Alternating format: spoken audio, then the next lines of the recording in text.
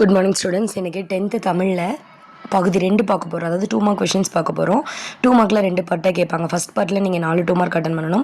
Second பார்ட்டில் 5 2 mark attend பண்ணணும். டோட்டலாக இந்த வீடியோ பார்த்தீங்கன்னா 18 மார்க் கன்ஃபார்மாக உங்களுக்கு கிடைக்கும்.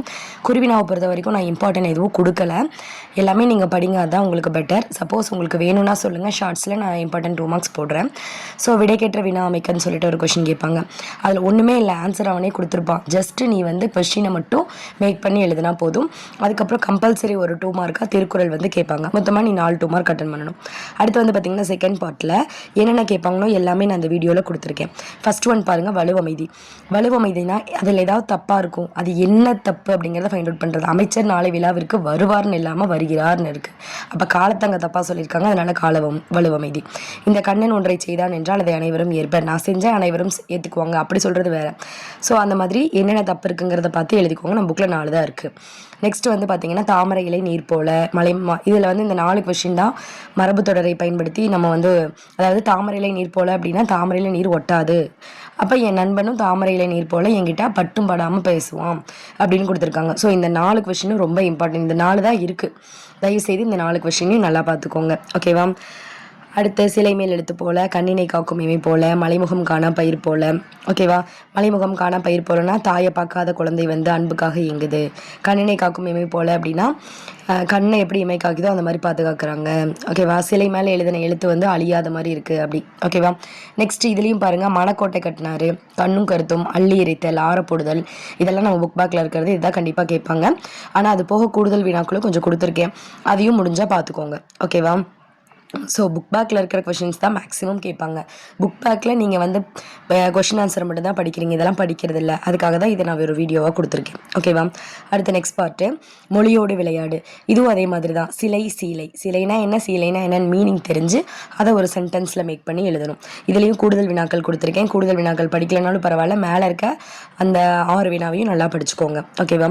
அடுத்த நெக்ஸ்ட் பார்ட்டு பார்த்தீங்க அப்படின்னா இயற்கை செயற்கை, இதுவும் அதே மாதிரி தான். ஓகேவா? இப்போ நம்ம பார்த்தோம்ல, அதே மாதிரி தான். இயற்கைனா என்ன, செயற்கைனா என்ன தெரிஞ்சுட்டு அதை வந்து நம்ம ஒரு சென்டென்ஸாக மேக் பண்ணி எழுதணும். இயற்கை வளங்களை காக்க செயற்கை பொருட்களை தவிர்ப்போம். ஓகேவா? அப்புறம் கொடு கோடு கொள் கோல், இது எல்லாமே வந்து நீங்கள் சென்டென்ஸ் மேக் பண்ணி எழுதினா போதும். அடுத்து இதில் வந்து பார்த்தீங்கன்னா மூவேந்தர்னா யார், சேர சோழ பாடியர். 3 குறிக்குதா? 3க்கான தமிழ் எழுத்து என்ன, 3ங்கிற என்ன குறிக்கிறதுக்கான தமிழ் எழுத்து என்ன அப்படிங்கிறத தெரிஞ்சு அந்த எழுத்தை மட்டும் எடுத்து எழுதுனீங்கன்னா போதும். இது கண்டிப்பாக கேட்பாங்க. நெக்ஸ்ட் வந்து பார்த்தீங்கன்னா இதுவும் அதே தான். ஓகேவா? நாற்றிசை செல்லாத நாடில்லை. அப்போ நாற்றிசைனா நானுன்னு வருதா? 4க்கான தமிழ் என்ன? எறும்புதன் கையால் என்சான்னு வருது. அப்போ 8க்கான நம்பர் என்ன அப்படின்னு சொல்லி பார்த்து அந்த நம்பர் வந்து நீங்கள் எழுதணும். ஓகேவா? அடுத்து நெக்ஸ்ட் பார்ட் வந்து பார்த்தீங்கன்னா பழமொழியை நிறைவு செய்க. இதில் 5 தான் நம்ம புக்லேயே இருக்குது. கூடுதல் வினாக்கள் ஒரு 3 கொடுத்துருக்காங்க, அதையும் பார்த்துக்கோங்க. ஒப்பில்லா பண்டம் டேஸ்ன்னு சொல்லி கொஷினில் கொடுத்துருவாங்க, நீ ஃபில் பண்ணணும். ஓகேவா? இதுவும் அடிக்கடி கேட்டுகிட்டே இருக்கிற கொஷின்ஸ் தான். அடுத்து நெக்ஸ்ட் வந்து பார்த்தீங்கன்னா வினை முற்று தொடர் கொடுத்துருப்பாங்க, அதை வினையாளனையும் தொடராக மாற்றுறது. கலையரங்கத்தில் எனக்காக காத்திருக்கிறார், அவளை அழைத்து வாருங்கள். இதை வந்து சேர்த்து எழுதணும். கலையரங்கத்தில் எனக்காக காத்துட்ருக்கிறவரை அழைச்சி வாருங்கள் அப்படின்னு சொல்கிற மாதிரி. ஓகேவா? நேற்று என்னை சந்தித்தார், அவர் என் நண்பர். நேற்று என்னை சந்தித்தவர் என்னோட நண்பர். ஓகேவா? அந்த மாதிரி சேர்த்து எழுதணும். ஓகேவா? நெக்ஸ்ட் வந்து பார்த்தீங்கன்னா கலைச்சொற்கள். இது நீங்கள் எல்லாருமே படிச்சிருப்பீங்கன்னு நினைக்கிறேன். கண்டிப்பாக படிச்சிருங்க. மேக்ஸிமம் வந்து எனக்கு ஸ்பெல்லிங் மிஸ்டேக் நிறையா வரும் தமிழில் அப்படிங்கிறவங்கெல்லாம் இந்த பார்ட்டில் தான் அவங்க ஈஸியாக மார்க் வாங்க முடியும். ஓகேவா? இதில் இருக்கிற பார்ட்ஸ் ரொம்ப கம்மியாக தான் இருக்குது. ஒவ்வொன்றிலையும் இருக்க கொஷின்ஸும் 4 கொஷின் 5 கொஷின்ஸ் தான் இருக்குது. ஸோ அதை மட்டும் நல்லா எழுதி பார்த்துட்டிங்க அப்படின்னா இதில் கண்டிப்பாக நீங்கள் மார்க் வாங்கிடலாம். ஓகேவா? 18 மார்க்கும் நீங்கள் ஈஸியாக வாங்கிடலாம். அடுத்து இலக்கண குறிப்பு. நம்ம புக்கில் இருக்க மொத்த இலக்கண குறிப்புமே இதில் வந்துருச்சு. இதில் இருக்கிறத மட்டும் கொஞ்சம் பார்த்துக்கோங்க. சரியா? இந்த இலக்கண குறிப்பு பகுதி ஒரு இலக்கணம்லாம் தெரியல அப்படின்னா நீங்கள் சொல்லுங்கள், அதுக்கான வீடியோவும் நான் தனியாக போடுறேன். ஓகேவா? இதில் எல்லாத்தையுமே என்னால் சொல்ல முடியாது, அதனால தான் நான் வந்து ஓவராலாக சொல்லிகிட்டு இருக்கேன். இதை நீங்கள் படிக்கணுங்கிறக்காக இதை நான் இப்போ வீடியோவாக போடுறேன். ஓகேவா? நெக்ஸ்ட் வந்து பார்த்தீங்கன்னா பகுபத ஒரு இலக்கணம்.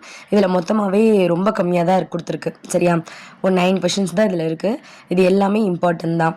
இந்த உரைத்த, தனிந்தது, இதெல்லாம் வந்து அடிக்கடி கேட்குற கொஷின்ஸு. இதெல்லாம் கொஞ்சம் நல்லா பார்த்துக்கோங்க. அறியேன், மயங்கிய, இந்த கொஷின்ஸ் எல்லாம் ரொம்ப இம்பார்ட்டன்ட், நல்லா பார்த்துக்கோங்க.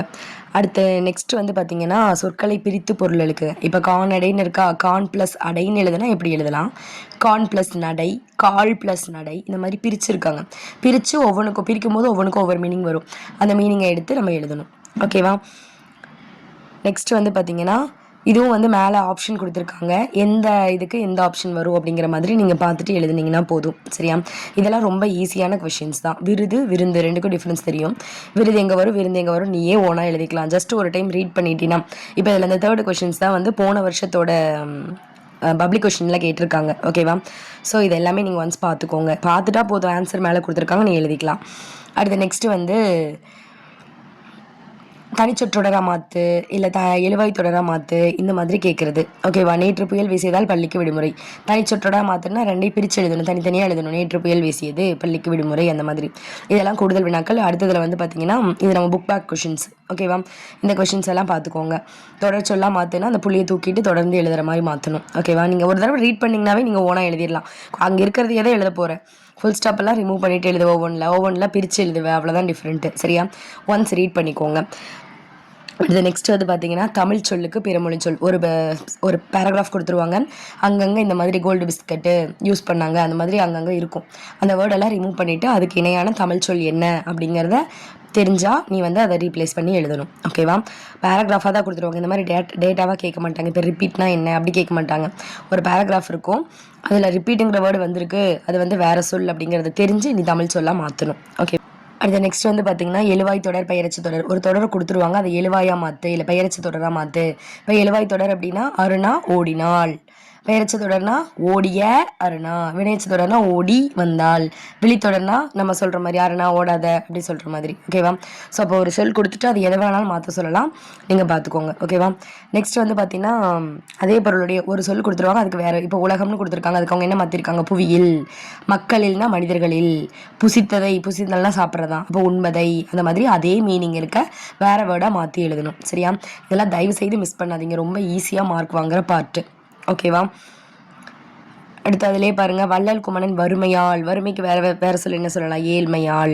புலவனுக்குன்னா பாவலனுக்கு இல்லைனா கவிஞனுக்கு, இந்த மாதிரி மாற்றி எழுதணும்.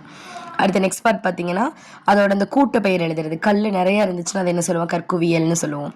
பழம் நிறையா இருந்துச்சுன்னா பழக்குலைன்னு சொல்லுவோம். புல்கட்டு, ஆட்டு மந்தை, மக்கள் கூட்டம், சாவி கொத்து, தோட்டம், கீரைக்கட்டு, புளி தென்னை தோப்பு, திராட்சை குலை, யானை கூட்டம், பசு நிறை, இதெல்லாம் வந்து பார்த்துக்கோங்க ஒரு தடவை. சரியா?